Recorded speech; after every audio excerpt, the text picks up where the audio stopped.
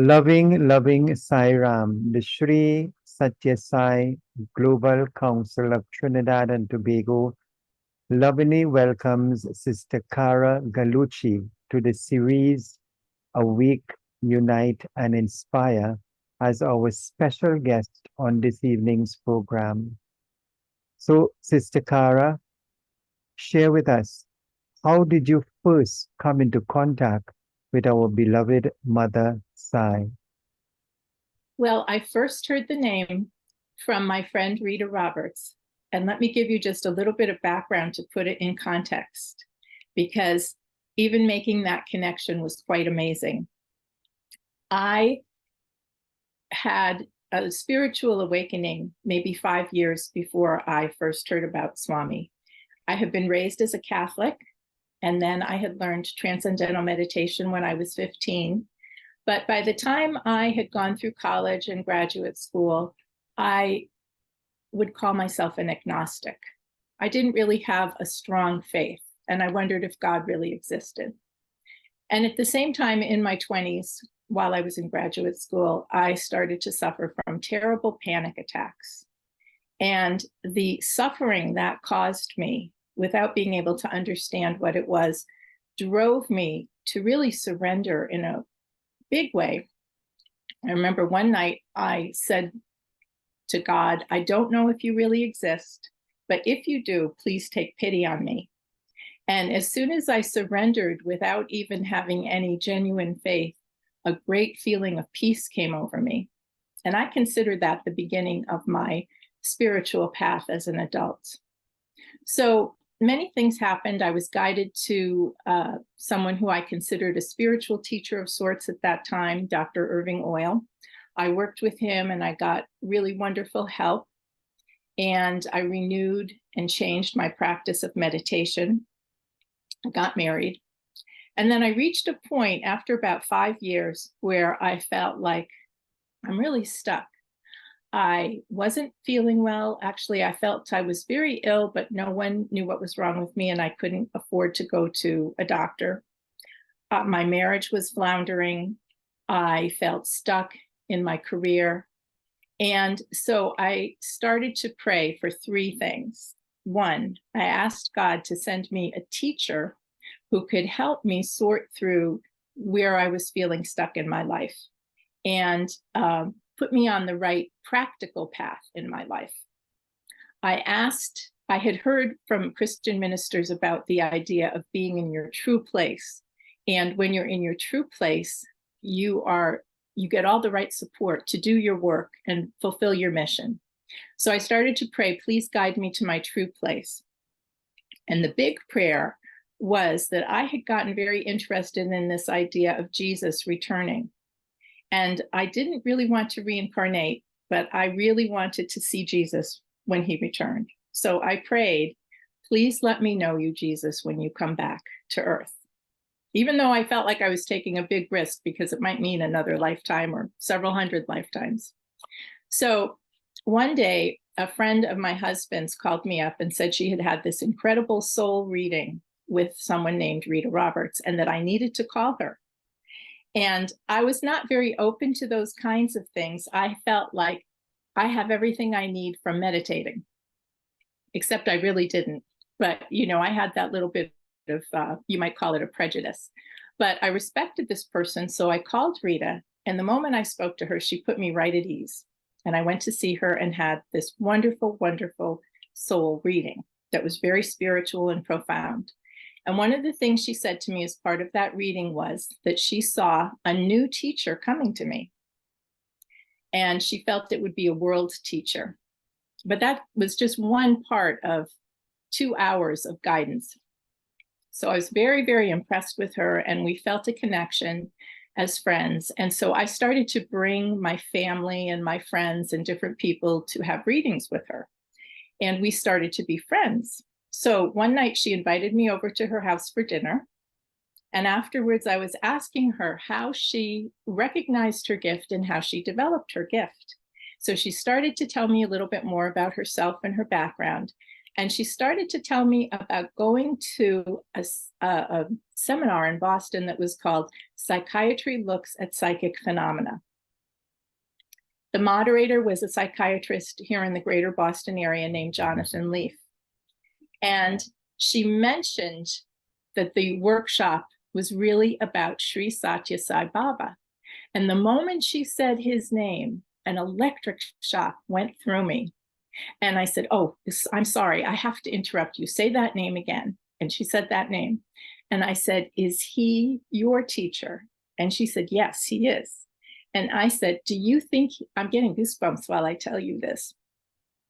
Do you think he could be my teacher too, that you saw coming?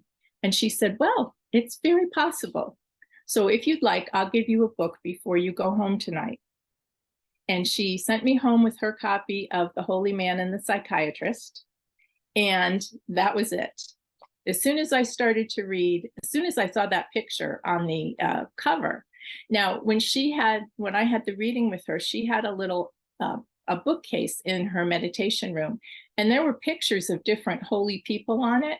But I was so preoccupied that day that I went for the reading, I hadn't really noticed. There was a picture of Sai Baba, but it didn't mean anything to me at that point until I heard that name and that energy just went through me. And I would like to add that Swami really answered all three parts of those prayers, because as I was getting to be friends with Rita, I thought she might be the teacher. And in fact, she was a very important teacher for me as well as a friend, because she taught me many very practical things that I needed help with. And meeting her was really coming to my true place, because she had a nonprofit holistic education center as well as her private practice. And I began to work there over time, as well as taking classes there. So in a very short time, it was probably less than a year, maybe only 3 or 4 months since I started praying those prayers, that Swami swooped in and gave me everything I asked for to get me started on the right path. Sai Ram. That was really, really beautiful, Sister Cara. That a very unique way of connecting with Mother Sai. And every soul, every devotee has that unique way of coming into contact with him. And Yes. he himself has said, you can only come to me when I will it. Yes. It is by his divine design and timing as well. Yes. And I've seen that with so many people, because I know of people who say that they heard about him or had some kind of an encounter, but they knew they weren't ready. And so sometimes months or years would go by before they come back and really connect more deeply. Yes, very much so. So according to your bio data, you have been a devotee of Bhagwan since 1986. Yes. So that's about 37 years. Yes. And I'm sure that over that period of time, you would have had and continue to have wonderful experiences and have built that relationship with the inner side. Mm-hmm. So can you share at least 2 of your most memorable experiences you have had with our beloved Mother Sai? I would be happy to. And one of the most profound things that I consider my real initiation onto this path happened not too long after I first got that book from Rita. I would say that was June, where she gave me the book. And those of you who know that wonderful book by Dr. Samuel Sandweiss know that it's a very long book with small print. I think it's probably close to 400 pages. And I'm not a fast reader, and I tend to really take my time and reread as I'm reading and ponder. So I spent months reading that book, and it had the beautiful picture of Swami on the cover. So I started to carry this book around like it was my new best friend, which it actually was my new best friend. Over that summer, Rita told me that the Gayatri Mantra was a prayer that was very important to Swami. And she told me that that prayer was the first prayer I should learn, and that it would open up the quality of discernment or discrimination. And I thought, boy, I really need that. I really, really need that. And I felt like the Gayatri, because it was important to Swami, would be like a direct pipeline to him. So she had a co-director of her holistic center at that time who was a devotee of a different guru, but taught us the Gayatri and also sang some bhajans from her tradition. So that was my introduction to singing bhajans. And so I started to go to her center on Thursday nights. I learned the Gayatri and I learned a couple of songs. And in September, so it was the end of the summer, my marriage was not going well at all. And I had been talking with my husband about the situation, and we just kept going around and around in circles.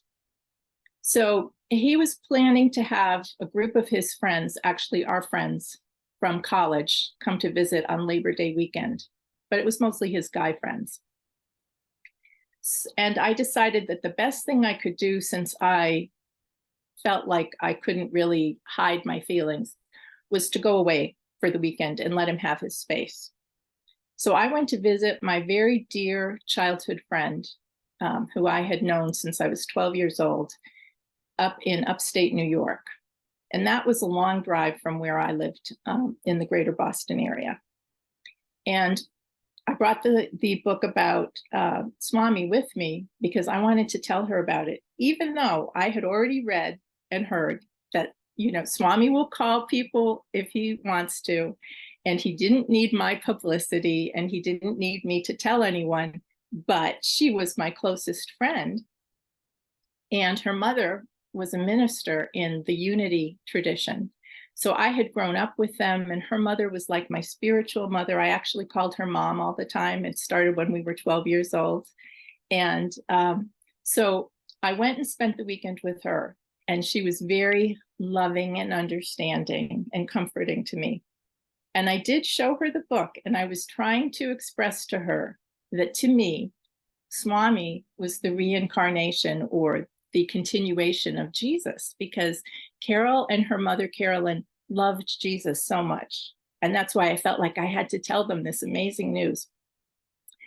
Well, Carol said to me, if it's not Jesus Christ, we don't want to hear about it. And so I had completely failed to convey to her that I thought it was Jesus Christ. And I thought, okay, I have to respect that. I will not say another word to her about it, because really it's not my place. So the time came for me to come home, and I knew that my husband and I were going to have a long talk about our marriage when I got back. And I was pretty sure that we were going to separate. So there was heavy, heavy traffic Labor Day coming back. I must have been in my car for 6 hours. And I chanted the Gayatri almost entirely the whole way, clutching the steering wheel and saying to Swami, oh, Swami, please help me, help me. I don't know how I'm going to do this. It's very difficult to even think about this conversation. And I was so intent. Well, the amazing thing, and the reason I went through this whole introduction, is that night, this Monday night of Labor Day, my husband finally came back from his friends, and we sat down to talk. And we had a sofa in our living room, and he sat at one end and I sat at the other end, facing each other. And I really do not have any idea what we ever said. But while we were talking, I could see Sai Baba sitting. You know how the sofa has the back of the sofa? He was sitting on top of the back of the sofa with a hand on either of our backs. Now, I could see him. I knew he wasn't in his dense physical body, but he was very, very vivid to me. I could really, really see him. And I knew that he was there. But my husband, of course, had no idea that he was there. And Swami never said a word, but I felt him directing this conversation. It was so incredible. So Eventually, it got quite late and we hadn't resolved anything, and we were tired and decided to go to sleep. So I went into our bedroom and my husband slept on the sofa bed. And at that point, when I went to bed, I thought that we were going to separate. So the next morning, and oh, let me say too, I really didn't sleep much that whole night. But I started to hear Om being chanted, as if there were a group of rishis with deep, deep voices chanting Om in my room. And I was amazed because I had never heard anything like this before. And whenever I drifted off to sleep, when I woke up, they were still chanting Om. So the next morning, my husband came in to get ready for work and we started to talk again. And again, Swami didn't say anything, but I felt him there saying, pushing me to give it just a little try. Just try again. That was the feeling, try again. So somehow, I don't know what we said to each other, but somehow by the time we were ready for work, I had decided to stay and try again. So eventually we did get a divorce, but I did feel that Swami pressed me to stay longer so that I would know that I had done everything I could from that level of consciousness and that it still wasn't going to work. So that was the first most incredible experience. And I've only heard that kind of Om being chanted all night one other time, and that was after my first Akhanda Bhajan later that year. The second experience I'd like to share, that's really two incredible experiences rolled into one, concerns my dear friend Carol. So she told me not to speak to her about Sai Baba, so I didn't. And but of course, I knew that if she loved Jesus and I loved Sai Baba, it was really all the same thing. In 1988, so it was not too long after, I had cancer and I had a surgery. And we had a little misunderstanding at that time, I'm sorry to say. And I think that she felt bad about it for a long time, even though we talked and straightened it out and I thought everything was fine. But after that surgery, so many things were going on in my life that were so challenging, with work, with my health. I mean, everything worked out really good. I am very, very well, thanks to Swami, but the recovery was challenging. And what I was dealing with in my spiritual life was very challenging. And the things going on in my work and going through the divorce and all of those kinds of things were very challenging.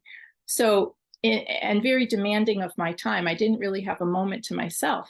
So I'm sad to say that we lost touch because she didn't reach out to me and I didn't reach out too much to her. Well, one day after several years went by, it was as if I woke up from a dream.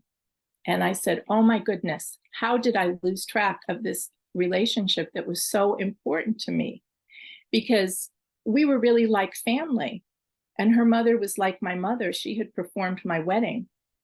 And I really missed her. But I had moved several times by now and been through so many things. So I decided to write her a letter. And I prayed to Swami and said, Swami, please forgive me for having not taken better care of this precious relationship that you gave me. Please help us to reconnect now. Please write this letter and please make sure she gets it. So I sat and I wrote from my heart.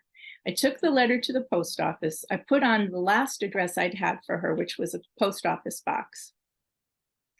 And again, I held the letter and I said, Swami, please take this letter, make sure she gets it, and please receive the letter as her. And I put it in the mail. A couple of weeks went by and she called me up. I had given her my new address and phone number. And she was so happy to receive the letter, but she was so amazed because she kept saying, there's no human way that this letter should have reached me. That post office, we closed it a long time ago. The Unity headquarters had closed her mother's church. Her mother had gone to live with her brother in upstate New York. And Carol and her husband had moved to Florida. And she just couldn't understand how the post office got that letter to her, but she got it. So I knew what had happened, but I was determined not to say anything about Sai Baba. So we started to talk all the time again. And part two of this miraculous experience with Swami's grace was that after a while, I felt that old strong desire to tell her about Swami, but I knew that I shouldn't. And so I started to pray to Swami, Swami, I know you don't need me to promote you in any way. And I know if you want Carol and her mother to come to you, you will call them without my intervention. But Lord, I would love so much to share my love of you with her and with her mother. And it would just be so special if we could be on this path together. But I'm not going to say anything to her myself. So it's really up to you. So one day, Carol called me and she said, Cara, honey, do I remember you showing me a book about Sai Baba?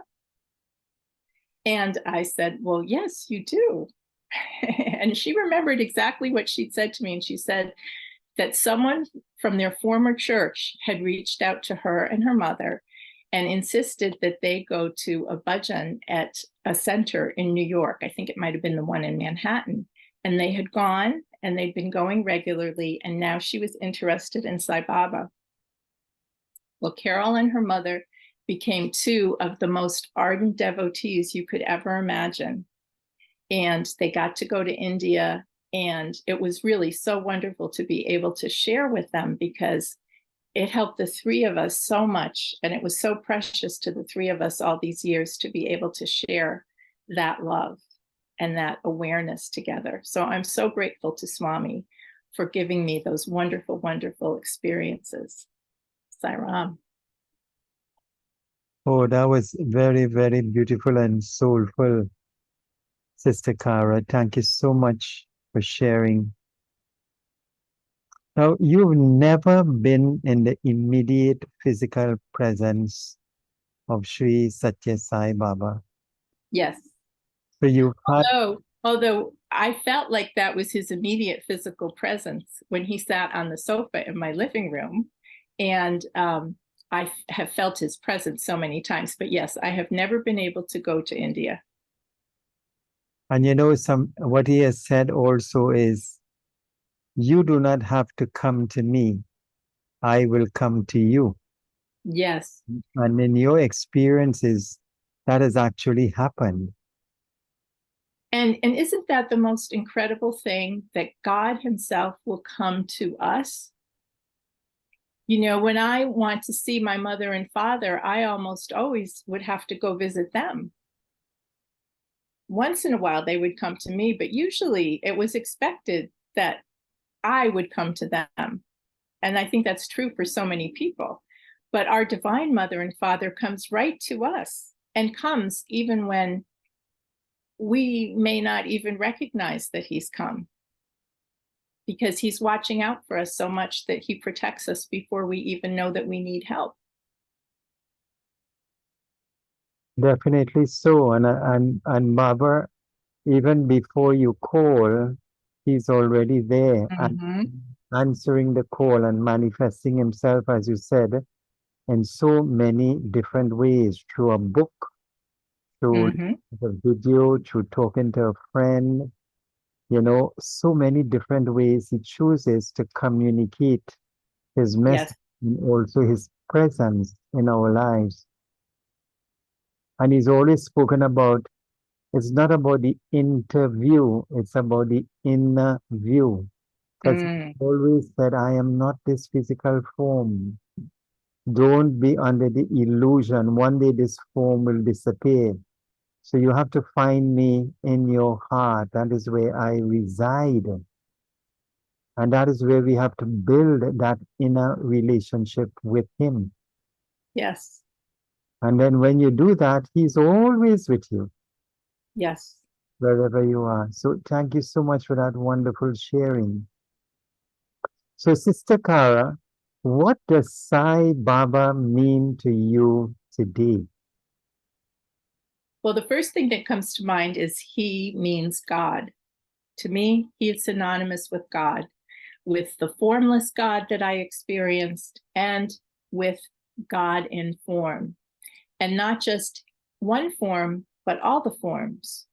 Through him, I've gotten this new appreciation for Rama, who was not part of my upbringing or awareness until I came to Swami, Krishna, Buddha, Jesus.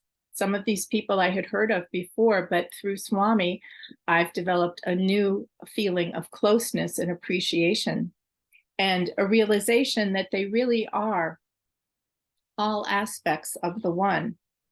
So when we say the Sai Gayatri, Saishvaraya Vidmahe, we're saying, Swami, I know this Sai to be the supreme person. And that is really how I think of Swami, that he is the supreme person, whether formless or in form. I think of him as the divine mother and father, both, because he has that nurturing and that protection. And to me, he means the highest ideal I can strive for. He means the path to true liberation, the one who unites. I love that. I love how Swami says, I never separate, I always unite. The way he is the innermost part of me and you. And you know, I just recently saw the most incredible quote where Swami said something like, the grace of God is such that every one of you can have all of me. There's so much of him to go around. We can all have all of him. It's really quite incredible when you think of it. And so he said, you never have to be jealous of someone else's experience.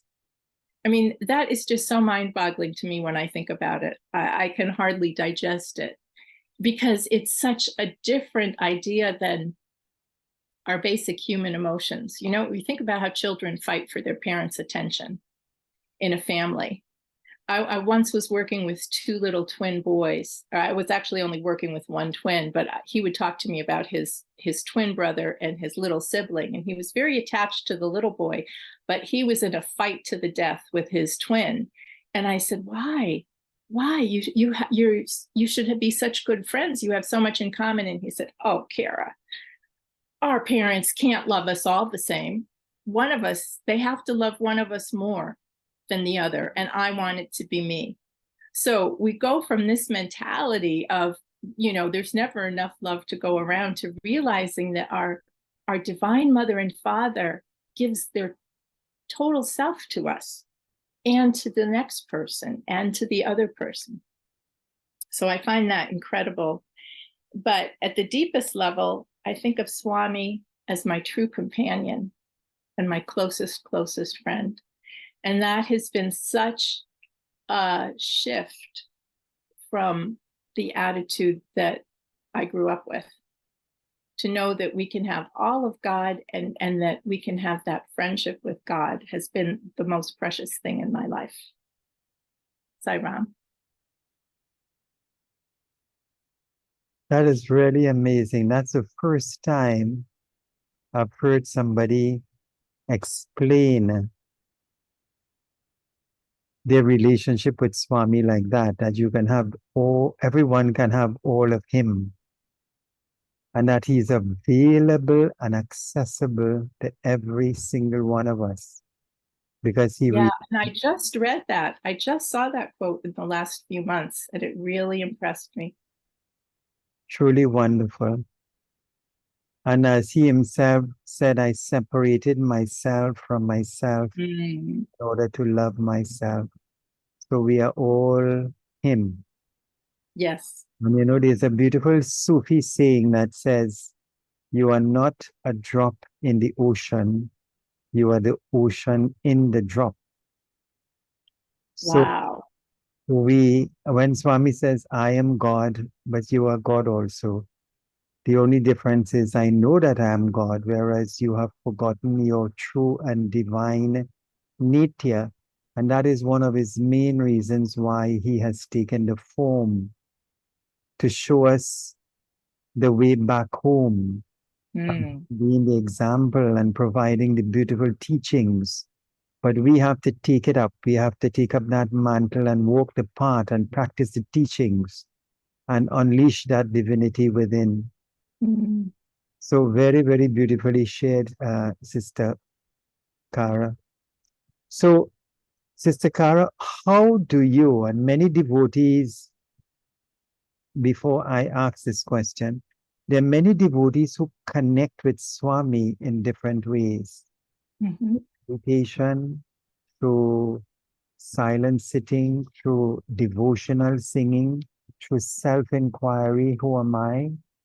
How do you connect to that inner side within? And how are you able to maintain that connection as you go about your daily life? Mm. Well, I'm sure there are times when I lose that connection or I feel as if I've lost that connection. But really, all of the things that you describe are things that I do. Meditation. I love the devotional singing, and that was a revelation to me. And sometimes I just sing by myself because it just makes me feel so connected to Swami. And every song that we learn is like a prayer. You know, you learn something from the songs as you sing them, as well as expressing so beautifully what might be in your heart. I have learned from Swami that work is worship. And so I try to bring that awareness into whatever activity I'm doing. And when I am with someone else, I think of the Swami in them and how is Swami presenting himself to me. So it's really a matter of maintaining the attention, you know, because whenever the thought comes to me, well, Swami is here, Swami is with me, he's with me. And then sometimes I get so preoccupied with a problem or get preoccupied with something that maybe is not going the way I want it to, that I might forget for a little bit that he's there with me. But then always my memory comes back to that. So, I love to see him too. Sometimes, you know, I will feel his presence when I see a beautiful tree or when I see an animal in my yard. So really everything can be a way to connect with him. And not just the good things. Sometimes the worst times in my life have been the times I have felt the closest to him, because that suffering, whatever it was, forced me to really rely on that connection. well, that is very, very interesting what you've said. And it leads me to another question along the lines of what you've just shared, where Swami said, let the wave of memory, and he was talking about equanimity here, let the wave of memory, the storm of desire, and the Mm-hmm. fire of emotion pass through the system without affecting your equanimity. He then says, do you think I would confront you with pain? Would there not a reason for it? Open your heart to pain as you do now for pleasure. Mm. My will wrought by me for your own good. So, from what you've just said, Sister Cara, it seems that you've gone through some very traumatic challenges in your life. How were you able then to use his teachings and apply them to those challenging situations and allow them to bring you closer to the divinity within? How have you Mm. viewed the challenges and used them to achieve that end? Well, that's a difficult question to answer, uh, because when I think of it as a process, I mean, the first thing is always for me to surrender. And it's not always the first thing I think of, but At some point, a light bulb goes off and I say, oh yeah, I'm just spinning my wheels here. I better surrender. You know, I had a wonderful teacher. He was born into a Christian family, but he adopted a Muslim path. And he taught me that Islam means surrender. And surrender was very important to him in the work that he did. And one of the things he taught me was, as he put it, surrender always aligns the lower forces. And those lower forces he was talking about were kind of analogous to what we mean when we talk about the 5 sheaths. So I have felt that many, many times, that in that moment where I stop fighting and stop squirming and remember Swami and just say, okay, Swami, whatever you want, whatever is best for me, please help me. Help me to know it, help me to accept it, help me to act on it. And that moment of surrender, like that very first prayer I said, it always does bring such peace. And I can feel that it puts things back into alignment. And that is probably the most important thing. I ask for his help, I remember him, and then I wait to see where I'm guided. Now, some of the things we know to be principles. For example, we know that forgiveness is an important principle. It's an important value, an aspect of love. So there may be times when I feel a conflict with someone, or even maybe sometimes something as strong as enmity. And I've had a couple of those experiences where someone who I thought was a colleague or a friend has done something that was very, very difficult to come to terms with. But knowing intellectually that the divine would want me to look for forgiveness has propelled me to try to incorporate it, even though it can take a long time to really get to that feeling of forgiveness or letting go. And just as an aside, I'm thinking of how Swami is such a practical God, and he says the most down-to-earth things. I love the way he tells us to always use our common sense.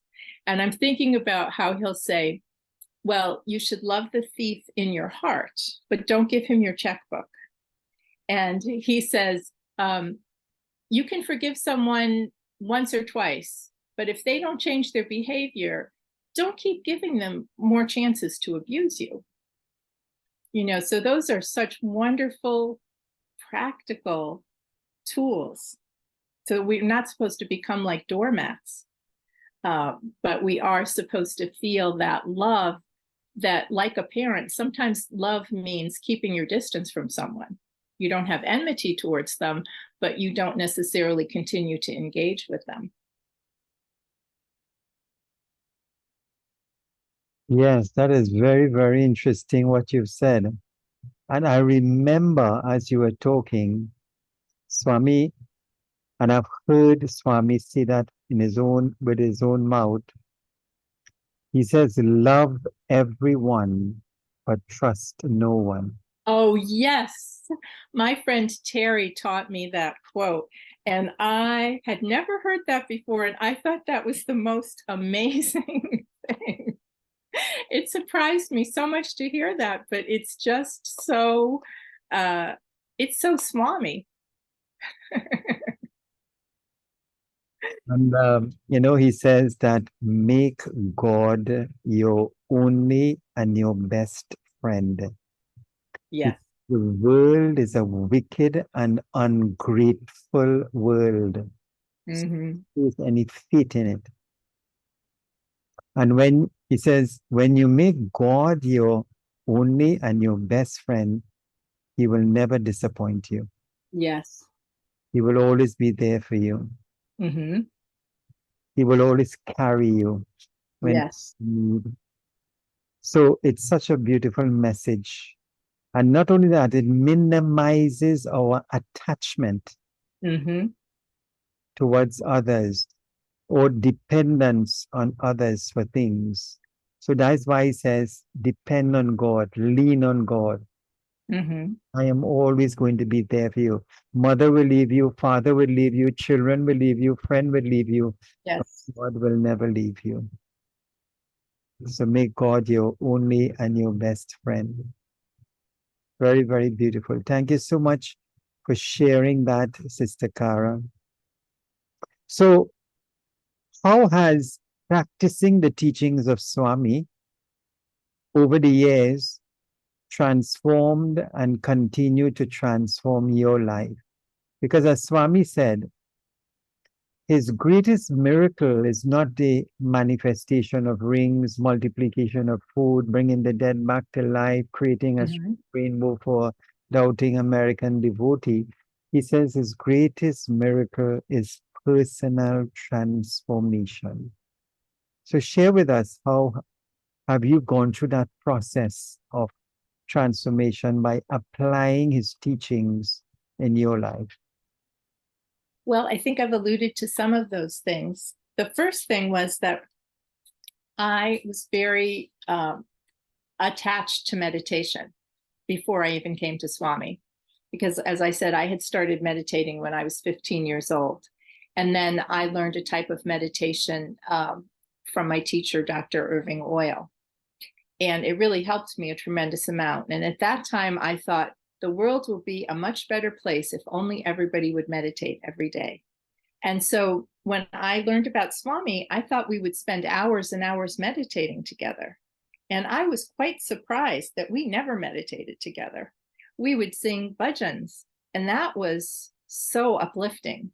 And then there would be maybe a minute or two of silence after the bhajans, and then we'd go on and have study circle. And I thought, what is everyone doing in that moment of silence? Why aren't we meditating? So it took me quite a long time to find out what Swami says about meditation in a way that, I could really apply it, including that a real meditation is only, I think he said it was 12 seconds times 12 rounds of pure concentration. I'm not getting it right. I mean, I have it written down somewhere, but I did the math and it came out to be like 2.5 minutes of meditation. And that was all you needed. So I learned pretty early on that he said meditation is not the path for the Kali Yuga. It is repetition of the name of God. And honestly, if I tell the truth, I was kind of resistant to that because I thought it was really boring. But as I really allowed myself to practice it and learn more about it, I started to really appreciate the value of that, because sometimes it's very difficult to get into the right meditative state. But it's always easy to repeat the name of God. And I loved bhajans when I experienced them. And then I started to realize, well, that is singing the name of God. But I got overly attached to that too. Someone said to me once pretty early on, all you want to do is sing bhajans. And there was some truth to that, because I was resisting so many other parts of my transformation. So that was one big change, to realize what I had to do as practice. Another big one was to really understand that work is worship. That has been huge, because I often would feel pleasure in some kinds of work and distaste for other kinds of work. But now, when I'm feeling resistance, I just realize every little thing can be worship if I offer it to the Lord. And I almost value the simplest things the most, like cleaning my house, knowing that I'm cleaning my house not just for myself, but for Swami and as service to other people who live here. Or making a meal can be such a wonderful way to worship. Not just the things that I might most enjoy, like working with clients. And that has been extremely transformative, because that means from the moment I wake up till the moment I go to sleep, any activity I do, no matter how simple, can become a way to connect with Swami. And I love that he does not value some work more than other work. I remember, I think it was in Howard Levin's book, Good Chances. I'm not sure I have the right book, but there was someone at the ashram way back in the 70s who was very much into meditation, a man who would spend many hours meditating. And one day he critiqued one of the visiting devotees who was working in the kitchen. And Swami got very upset with him and said, "How dare you? She's working hard so that you can have the pleasure of meditating." And there's no work that Swami doesn't value if it's done with the right attitude. And there's always something that we can do, no matter how small. I remember another time he said, sometimes you can't do a big seva. Not everyone has to do big seva. But if you see a lamb trying to get across a fence and you lift it, that's a very valuable act. So there's always someone we can help even a little bit and turn that into worship. I think another huge transformation is to realize that we are Sat Chit Ananda.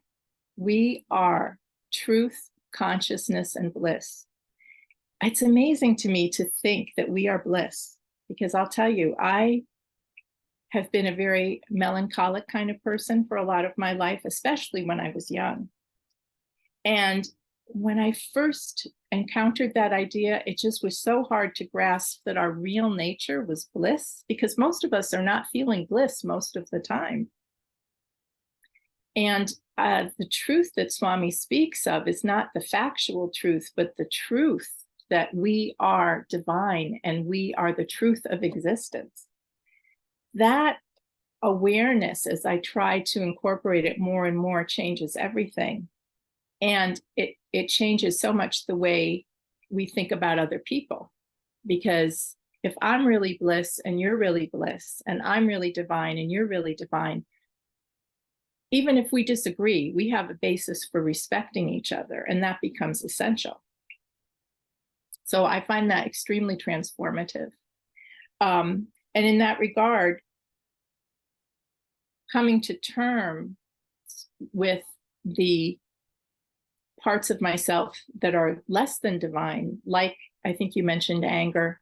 I had a lot of anger at a certain point in my life, and it was very, very difficult to work through that. But Swami was very patient with me and helped me to let go of a lot of it.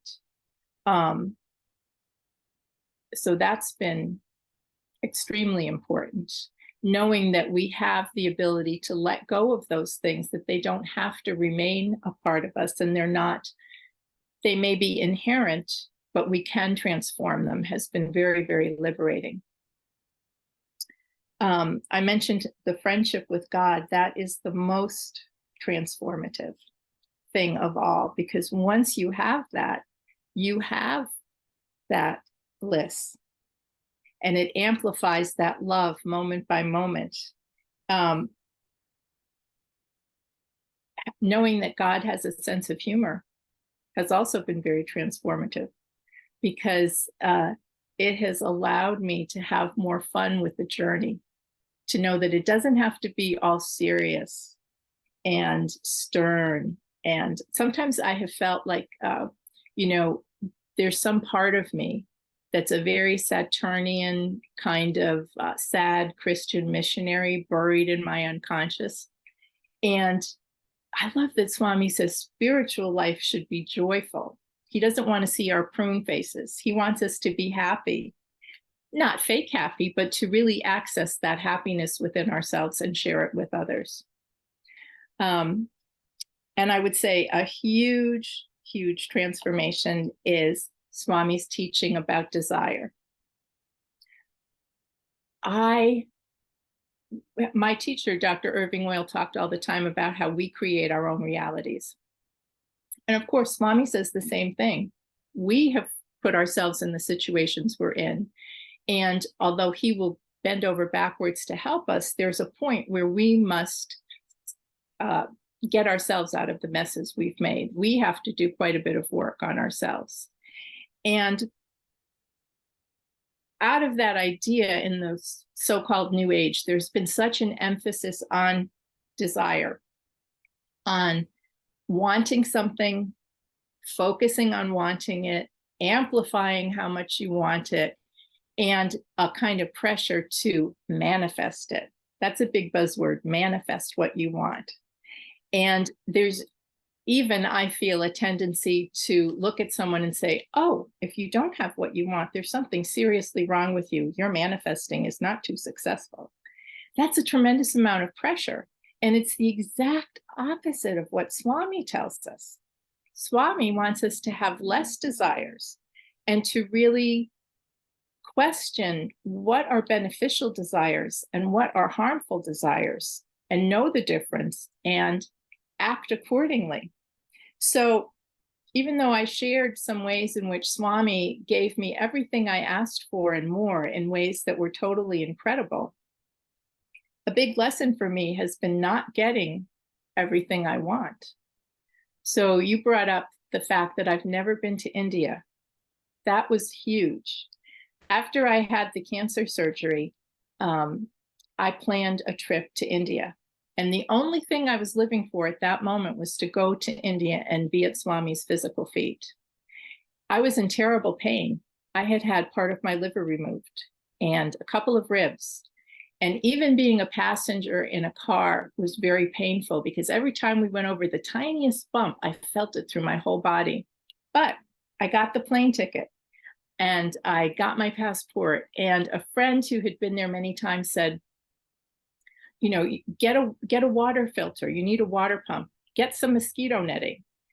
Get an air mattress. Bring your own toilet paper. So, but none of this was computing in my brain. I wasn't thinking I'm going to be lying possibly on a concrete floor on an air mattress surrounded by mosquitoes. And mosquitoes love me. They love to eat me. I just didn't even think about this. I just thought that I would get to India, I would walk through the gates of the ashram, and please forgive me, everyone, for how naive I sound. I thought Swami would be right there, and it would just be me and Swami, and I would just dissolve into bliss. So another friend who was a much older devotee said, you know, it's a formality that before you go to India, you write a letter and ask Swami for permission. And I have heard from other people that that's not entirely true, but I didn't know one way or the other. So she said to do that. I wrote Swami the letter. Everyone in my group wrote Swami a letter. And I was just going with a few people and sent the letter off. Well, I had already arranged for the time off from work.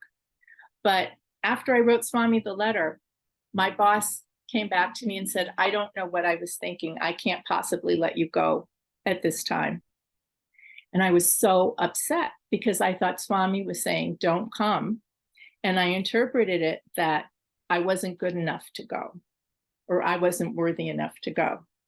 And it was the only thing that was keeping me going, because as part of my illness, I really had to come to terms with the part of myself that was not really engaged with being here in this life. I really had that attitude of picking and choosing, you know, what I liked, what I didn't like.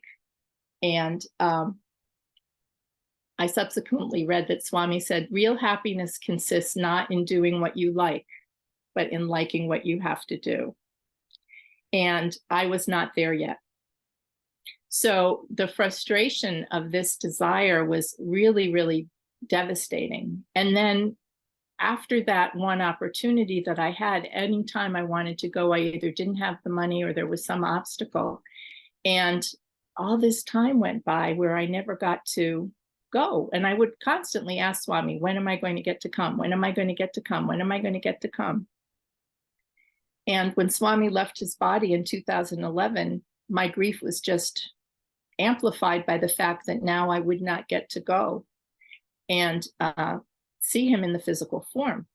Well, Swami healed that pain in 2014 because he came to me in a dream where he took me back to the year 2000. I don't know why that year was important, but at the beginning of the dream, I've been talking with an older devotee, and we were talking about the times that devotees were tested. And in the dream, the times were 1993, 94, and 2000. Then I was in the year 2000, and I was in a huge hall that looked like a Western ballroom combined with an ashram. And I saw Swami in the distance. He was dressed all in white, in Western clothes, in a way I've never seen him, wearing white trousers and a white shirt and a white hat. And suddenly a pathway opened up between me and him. And he came right to me instantly and hugged me. And instead of being happy, it was like I was watching a movie and saying, oh no, I guess I was supposed to come in 2000 and I missed it. I should have come then, but I didn't. And Swami started to laugh at me and said, this is really happening. You're here now. This is your interview. It is real. You didn't miss anything. You have it right now. And after that, I was so happy, and I was really able to let go and realize that. Also, I should back up and say, in the dream, he went around to different people in this audience and said, he told them to do things they didn't want to do or didn't like to do. And people didn't want to do them and said, no, Swami. And so I was watching this and thinking, well, if Swami asked me to do something I didn't want to do or didn't like to do, would I do it? Because that's what real surrender is. And so after that dream, I realized that things that he had asked me to do, in a sense, that I didn't like or didn't want to do, were my surrender, and that it came from him, like not getting to go to India on the physical plane, although I've certainly been there in meditation many times and in dreams. After my divorce, I really wanted to remarry. And I asked Swami all the time to pick a second husband for me. And it didn't happen. Now, maybe it was really deep down that I didn't want to remarry, even though consciously I thought that I did. Or maybe it was just Swami's will that I not. But a big part of my path has been accepting that and realizing that you don't need to be married to have love in your life. And many marriages are not so happy. And it's not the be all and end all of existence. It may be one of the 4 pillars, but you can lead a fulfilling life even without that. So those kinds of things, the things that I wanted that I didn't get, or ways in which I thought my life would turn out one way and it turned out a very different way, those have been very important lessons and made me realize that it is a pillar of Swami's teaching that our desires are not meant to be multiplied endlessly, and the sign of our goodness or our value or any of those things is not to get them all fulfilled. So he says, I give you what you want so that you will want what I've come to give you, namely liberation itself. But I want to add to that, sometimes he doesn't give us what we want so that we will want what he has come to give us, namely liberation itself. So I think those are some of the big things, and I'm sorry to go on for such a long time. Sai Ram.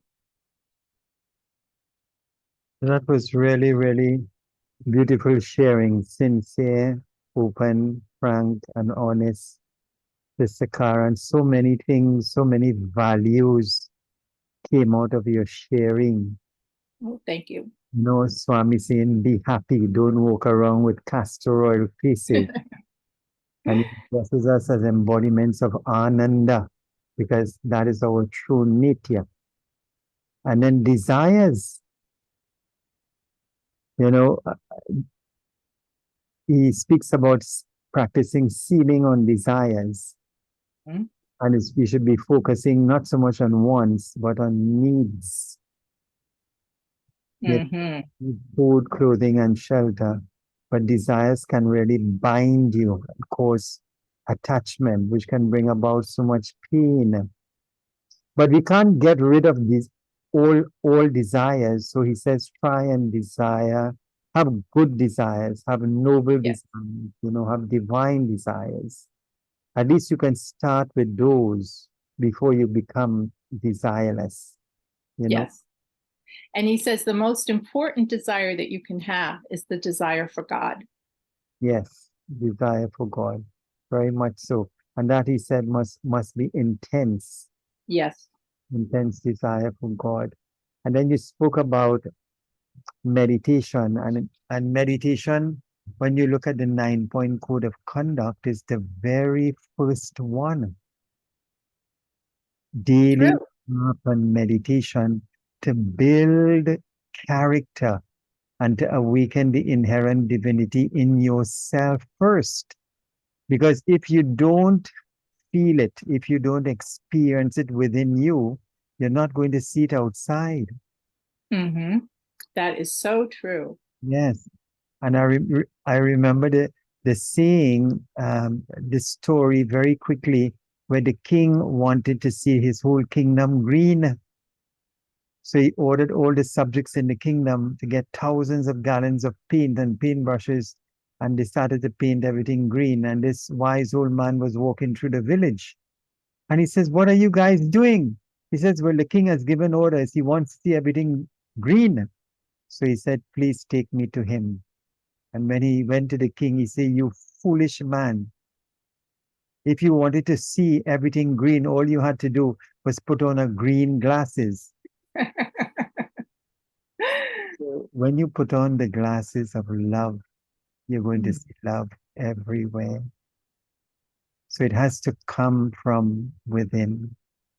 If you experience that joy, that love, that divinity within yourself, you're going to see it everywhere outside. So it's a very beautiful lesson that you can't Yes. change anybody outside, but you can surely change your inside, where you have control and you have choices. Mm-hmm. Allow that to happen. Mm. Thank you so So much. true. So much wonderful lessons I have written that you have spoken about. You talked about work is worship. And isn't that wonderful? The way you explained it is that if I take my normal, mundane, daily tasks in any job that I have, but I transmute it, I fill it with divinity. That Mm-hmm. same work then becomes worship because of your attitude of offering it to the Mm. Lord. When you're offering it to the Lord, you want to give Swami your very best. So it will Yeah. also bring out the best in you. And let me just interject. I don't know if you've heard of a Christian named Brother Lawrence, who lived, I think, I can't remember exactly when, it might have even been the 1700s, but there's a very small book that people loved that was a collection of his letters.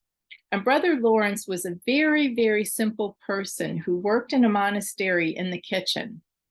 But he had such love for God that he really felt that presence when he was doing his very simple work of cutting the vegetables or washing the dishes. And that would be his way to commune with God.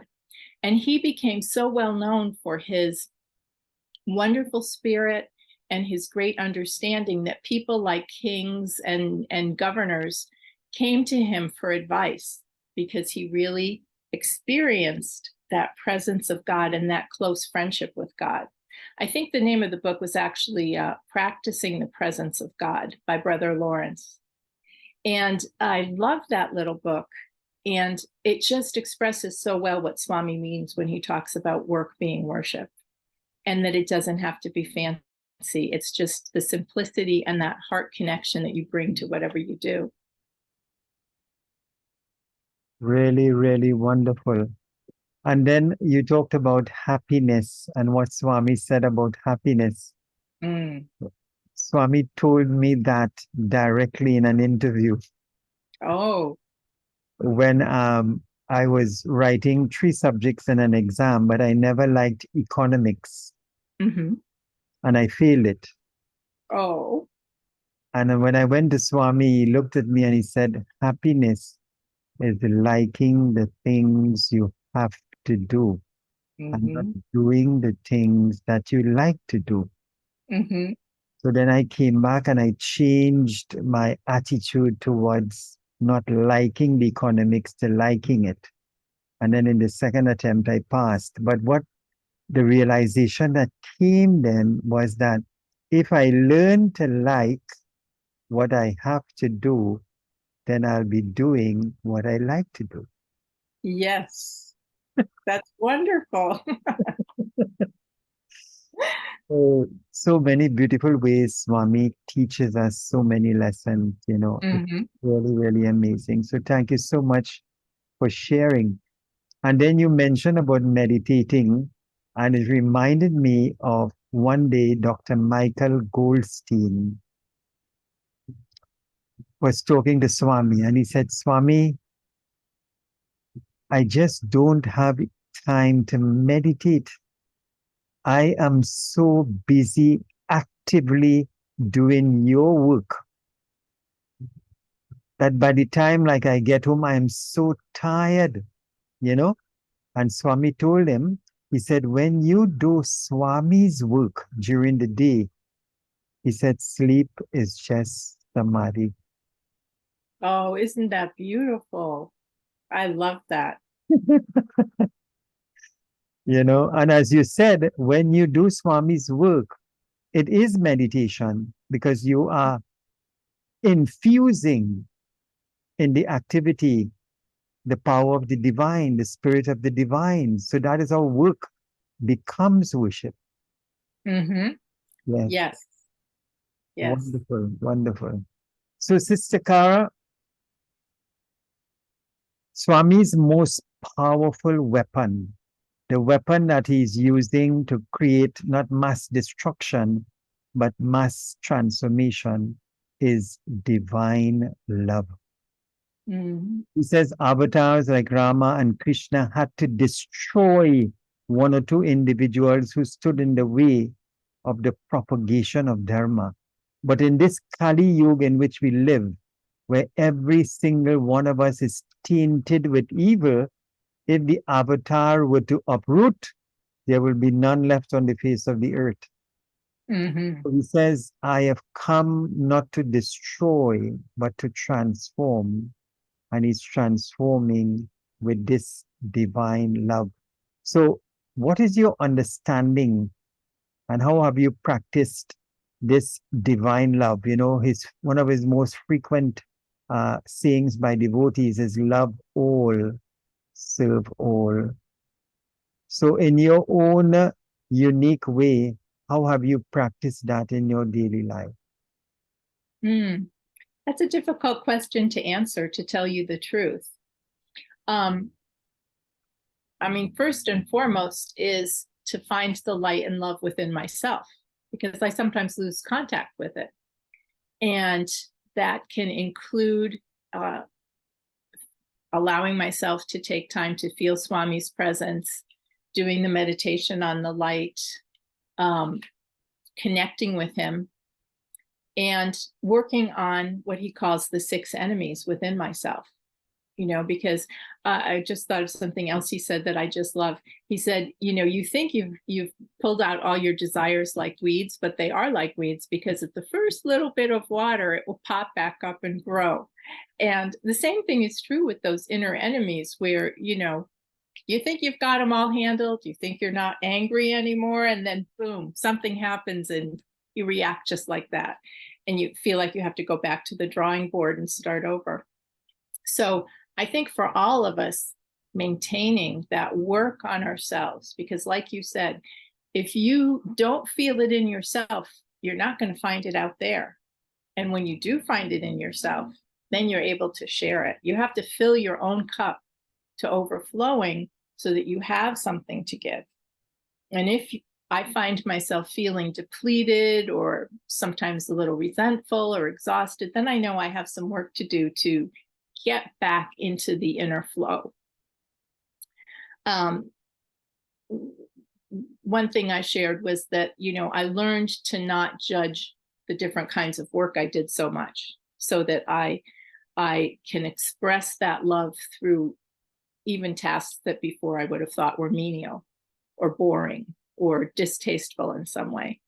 When I met Rita and I went to work at her center, it was a nonprofit center focusing on holistic education. So we had spiritual programs and programs geared to physical health and all types of alternative healing. And that was an aspect of our seva because we did a tremendous amount of work that we didn't get paid for. And it was certainly a learning process. I mean, I learned a great deal about myself through that experience, and I was graced with the opportunity to really develop parts of myself I didn't know I had. And I have found for myself that working with clients really helps me to share love because I approach each person as an aspect of the divine that is interacting with me. So I really feel very connected a lot of the times when I'm working with another person.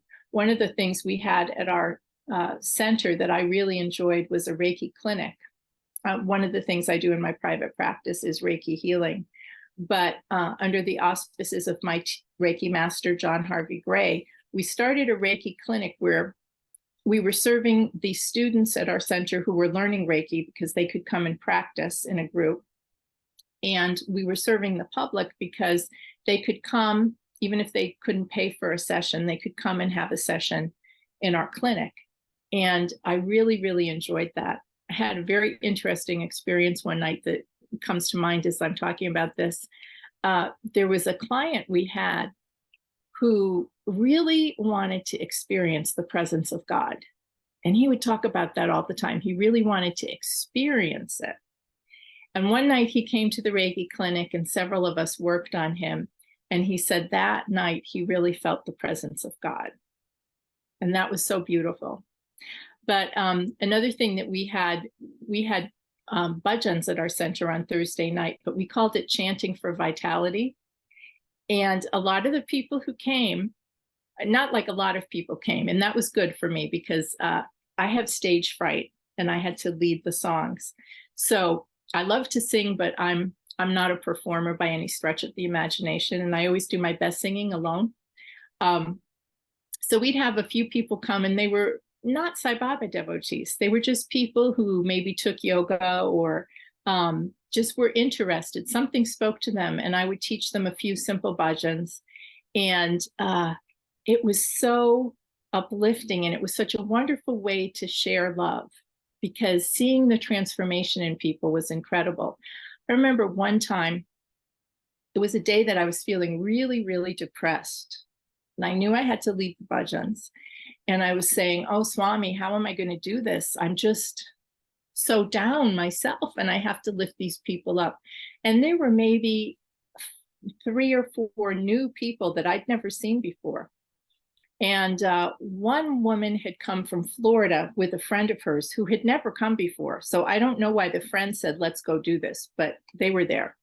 And we started out doing the ohms, and we were so off key. And no matter how much I tried to, sound that first note and expect everyone to join, it just was horrible. And I was, Swami, please help us, help us. And I said, oh, Swami, I'm doing so badly. You have got to sing through me. I know you're always singing through me, but you've got to take over. So I sang a really simple song and, people were coming along. And then I said, Swami, please, please. I thought I was going to sing a particular song. And when I opened my mouth, a different song came out. And it was almost like Swami grabbed me and shoved me to the back of myself and took over. And this incredible singing was coming out of me. And it was just, I felt myself getting so uplifted. And we had this rousing little bhajan session. And at the end, people had tears in their eyes. And this lady from Florida came and hugged me and said she had just lost her house in a hurricane. And this was the first time she'd been happy since she lost her house. It was the most amazing thing. And when you see how Swami works in those ways, in spite of us,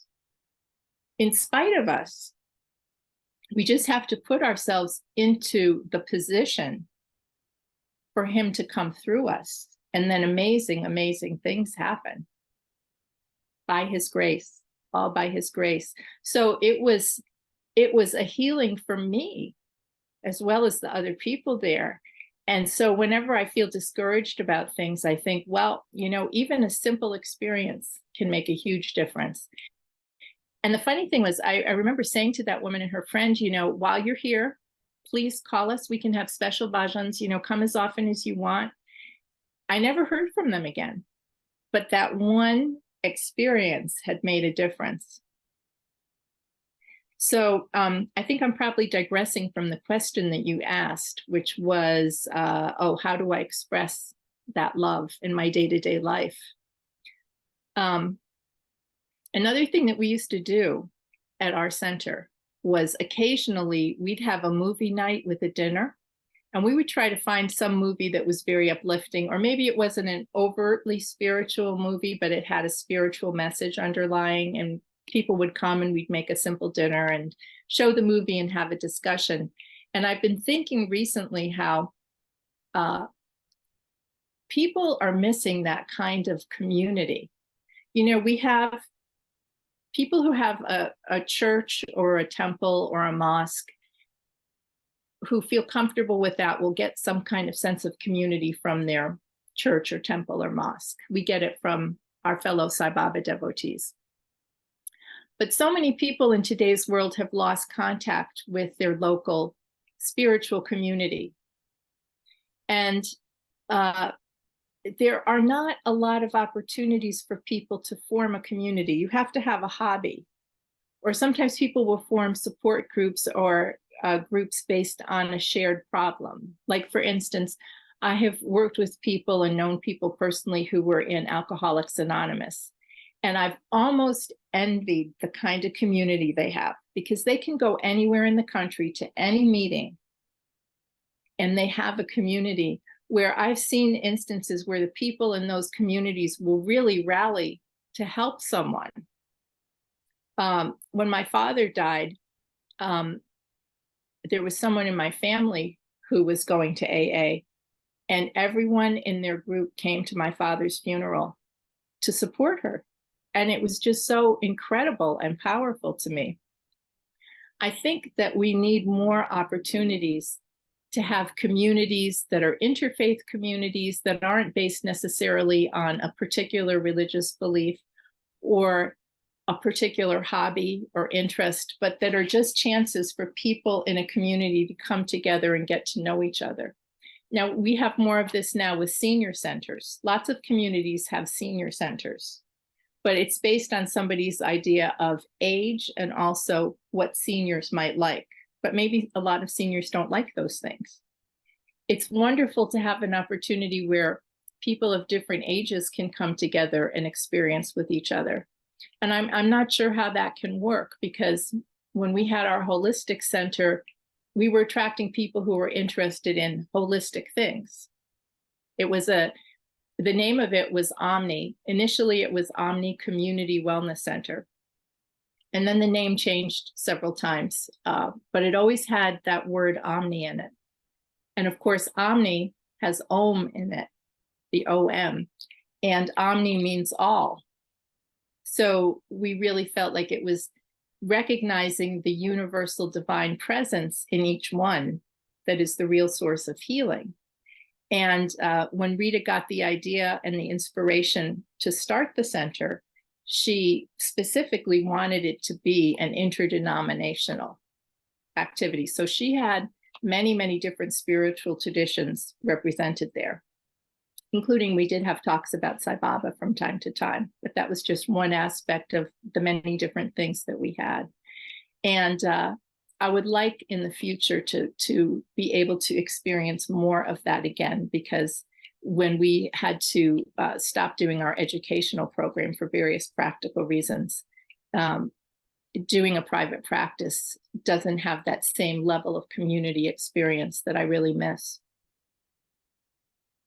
So I don't know if I've really answered your question. You've absolutely and certainly done that. Oh, Sairam. And I love what you said. Sometimes we need to get out of the way and let He do His work.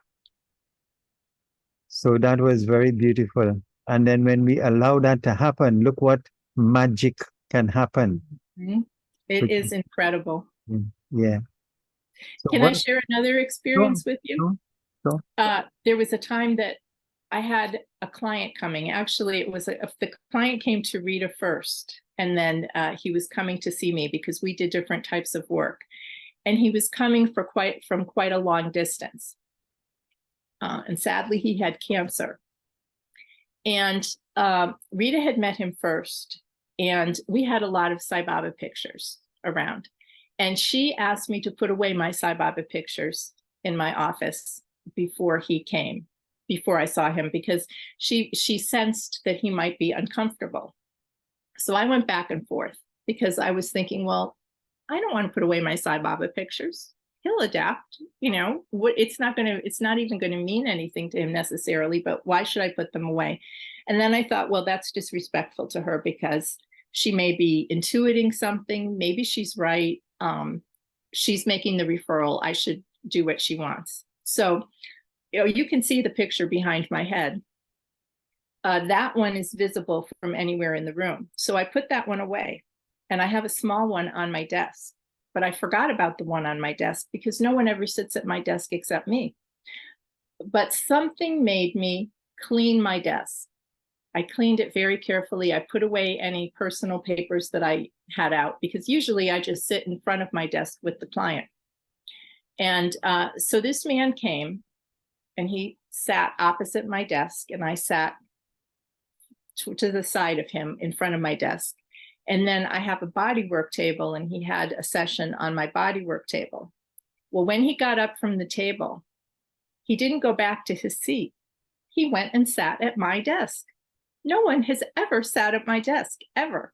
And I personally would think it was intrusive to sit at someone's desk, but I didn't want to make him feel uncomfortable. So I didn't say anything. I just sat looking at him sitting at my desk. And he was dead quiet.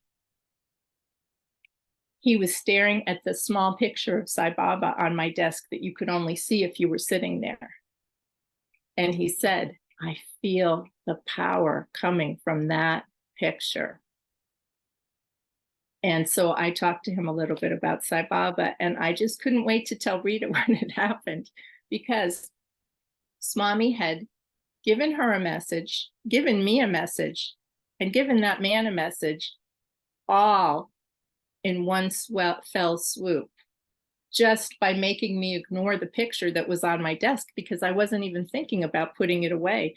And thank goodness Swami made me clean the desk, because if he sat there, he didn't have to see my personal papers. So that is really how Swami works. We try to outsmart him. We think we're going to tell him what to do, but he always knows exactly what to do and always surprises us with maximum efficiency and influencing as many people as possible, all in one tidy little action. Yes, Sister Cara, that was so beautiful. What a wonderful example. Yes, of Swami. At the end of the day, it is His will that will prevail. Mm-hmm. So we really have to align and attune our will with His will. Mm-hmm. Then our lives can be purposeful and significant and add value. So very beautifully shared. So, Sister Cara, the final question. So someone comes to you and they say to you, this person says to you, Sister Cara, when you look around in the society, there's apparent chaos. Nations are fighting each other. There's war, there's poverty, there's debt, there's sickness. People have lost jobs. People can't pay rent. They live on the streets. Some die out of hunger and cold. There's apparent misery and pain all over. What can I do? What can one person do? What can I do to make the world a little more loving, a little bit more kind, a little bit more peaceful, a little bit more unified? What would you share with that person? Well, I think as I said, the first thing I would say is nourish the light within yourself. You have to nourish the light within yourself and make it brighter and brighter and stronger and stronger. Deal with the negativity that's in yourself, because we're projecting it outward all the time. And that's part of the reason the world is in the state it's in. In fact, there was a thought for the day this week, if I could just read a part of it, that really addresses this. This is from the Divine Discourse of July 13th, 1984, which was Guru Purnima in that particular year. And Swami says, according to the Indian seers, the source of the food one consumes, the power that sustains all living things, and the basis of all objects in creation is God. It is because this basic truth has been forgotten that the world today is bedeviled by famines, conflicts, war, and commotion. It couldn't be more clear. And Swami has said many times that the earth, things like earthquakes, volcanoes, weather, terrible weather, are influenced by the condition of each one of us, by our mind, our thoughts, our emotions, and our actions. And that is such a radically different idea from the average way we think about things. But I have heard this from other esoteric sources as well as from Swami. We have a tremendous ability to affect what is happening on the earth and in the earth. And so it's up to each one of us to come to terms with our inner life first and foremost. And then, as I've shared through some of these little stories, even the smallest act of kindness to one other person can make a huge difference. You know, Swami says that if there's peace within ourselves, there'll be peace in the family. And if there's peace in the family, there'll be peace in the community. And if there's peace in the community, then there can be peace in the world. Thinking about the terrible problems that we face on a global scale can be just totally overwhelming and demoralizing. And it is very easy to get discouraged. And as an individual person, we don't usually have the wherewithal to think of what the solution would be. But if we start where we are and make a small difference of kindness to just our local area, you know, there used to be a great saying, think globally, act locally. And I think that's really good advice. We have to think about the big picture, but do what we can starting right where we are. And I just had a thought that is escaping me right now. It was something that Swami said, but I've lost it. It will come back if it's supposed to. But we do have to work just from where we begin, and then things can grow. Like he says, not everybody is working on a very large scale, but our small acts do make a difference, and we have to have faith in that. Thank you very much, Sister Cara, for sharing. And yes, so very, very true that if each one of us takes ownership of this space and be the best we can be, where every thought, every word, and every action can be a blessing to our world, and then you multiply that by 7 or 8 billion, you have waves of transformation spreading across the world, bringing about peace and unity and harmony.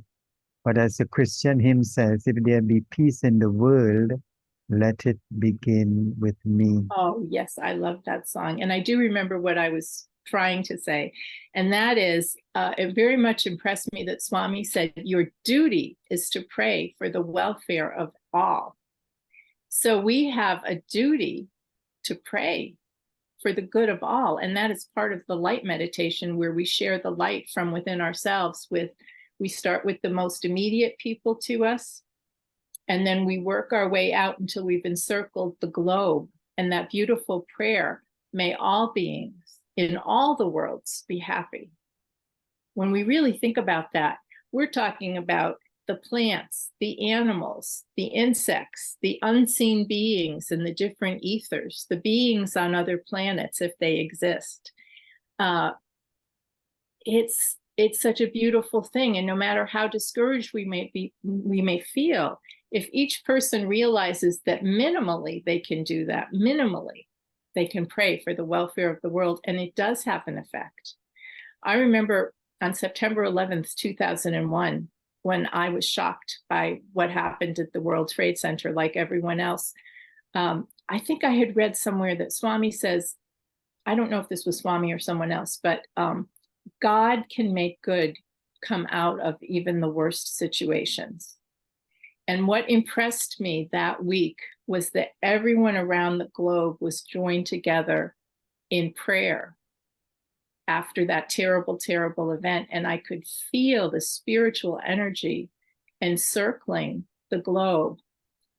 We don't want those terrible things to happen, but if we could have more of those times when we come together simply in prayer and goodwill. Sometimes we can feel it on a holiday. If there's a global holiday, there will be an energy that seems to descend, and you can tell that everyone is connected. And if we were able to do that more consciously, I've heard of certain world prayer days for peace. Someone that I used to read, John Randolph Price, and his wife Jan Price started a World Healing Day for meditation. I think they started it in 1984. And it was December 31st every year until they had both passed on. And they picked a certain moment. And I think it was midnight Greenwich time or something like that. But, you know, it was a single hour, and you would join in based on what time zone you were in. And he really believed that that hour of global meditation, where a certain number of people were joined together with the intention to share the light and spread healing, was very powerful. And of course, with Swami, we have the Akhanda Bhajan, which is a 24-hour celebration of lifting the environment. And I love how Swami says that when you chant, you are purifying the environment, not just where you are, but those waves of energy get propagated, and you are cleaning the environment for other people as well. And that's such a joyful way to do something. It doesn't have to be something heavy or expensive or arduous to make a difference. Something as simple as that joyful singing can make a difference. You know, and Sister Cara, as you were talking about that, I remember reading where Swami said, had it not been for the mind change of Sai devotees, the world would have been in utter chaos. Wow. And this is what exactly you've just said. When you have Akhanda Bhajan and you have 2,000 Sai Baba centers outside of India, and you have over 10, 15, 20,000 Sai Baba centers in India, and for 24 consecutive hours, there's continuous chanting of the name. Can you imagine the energy, the vibrations, the positivity that is going to be emanating through the entire planet? Yes. You know, what greater savor is there than that, as you just said, you know? So this is such an amazing way of healing the world. Mm-hmm. Imagine one small 5-foot individual, if you were to look at Swami as a human being, came with this mission to make the world a better place. Never went to college and university, and look what he has achieved in such a small lifespan. Yes, it is awesome. It is awesome, and he's come to set that beautiful example for all of us to follow, you know, with love all and serve all and be the best you can be and be a blessing in thought, word, and deed. So beautifully you've put it, yes. But it starts with each and every one of us taking that ownership and doing our little parts to make it a better place. So, Sister Cara, before we close, just some closing comments that you would like to share from within as we bring this beautiful interview to an end. Anything you want to share? It's so important to remember that each one of us is worthy.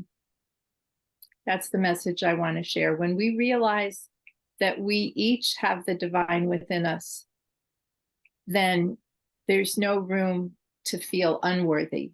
And that was a huge change from the way what I was exposed to growing up. I'm someone who's often struggled with not feeling good enough. In fact, often thinking that something that happens is a punishment designed just for me, instead of realizing it could be a protection or a gift or a blessing. I will so often immediately go to, oh no, what did I do wrong? I must have done something wrong. And I come back to that again and again, where to really let in that idea that I am God, I am God, I am not different from God. It heals us. And also, we were talking about the conflict in the world. I think one of the things that has been most sorely missing is just basic respect for each other. We don't have to agree. We don't have to see things the same way, but we should always remember that that person who disagrees with us is also God and is following their path. And they are enough too. I'm enough. They are enough. You're enough. And we're worthy. We're worthy of respect. We're worthy of love. We're worthy of understanding.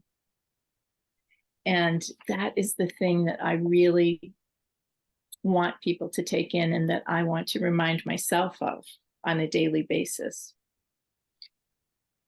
So, Sister Cara Gallucci, the Sri Satya Sai Global Council of Trinidad and Tobago, wishes to express gratitude and appreciation to you for taking the time to share your personal journey and transformation at the lotus feet of our beloved Mother Sai. May Bhagwan Sri Satya Sai Baba continue to bless you and guide you, and may you continue to be the loving instrument you are in his divine mission. Jai Sai Ram. Jai Sai Ram. And I want to thank you too for giving me this beautiful opportunity to share my love for Baba, especially this week, because I don't know when you will air this interview, but I'd like the listeners to know we're recording it during Guru Purnima week. So it's a very special time, and I am so grateful to you and to Swami for giving me this opportunity. Jai Sai Ram.